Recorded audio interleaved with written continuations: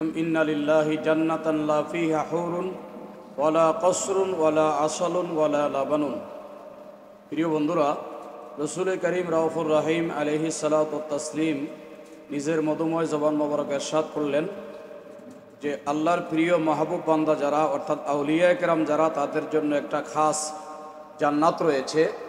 যেই জান্নাতের মধ্যে আল্লাহ হাবিব সাল্লাল্লাহু আলাইহি ওয়াসাল্লাম ইরশাদ করেন যে ইন্না লিল্লাহি জান্নাতান লা ফিহা, আল্লাহ পাক আল্লাহর মাহবুব খাস বান্দাদের জন্য একটা খাস জান্নাত তৈরি করেছেন, সৃষ্টি করেছেন।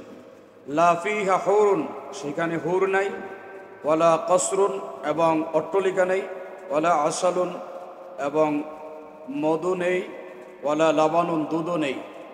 অর্থাৎ আল্লাহ পাক আউলিয়া কেরাম যারা, আল্লাহর প্রিয় মাহবুব বান্দাবান্দি যারা, আল্লাহর প্রিয় রসুলের আশেক যারা, গোলামে মুস্তফা যারা, আহলে বাইতের গোলাম যারা, তাদের জন্য আল্লাহ পাক আম জান্নাত রাখেন নাই, খাসভাবে জান্নাত রেখেছেন। ইন্না লিল্লাহি জান্নাতান, আল্লাহর হাবিব বলেছেন যে ইন্না লিল্লাহি জান্নাতান, আল্লাহ পাক খাসভাবে তাদের জন্য জান্নাত তৈরি করেছেন।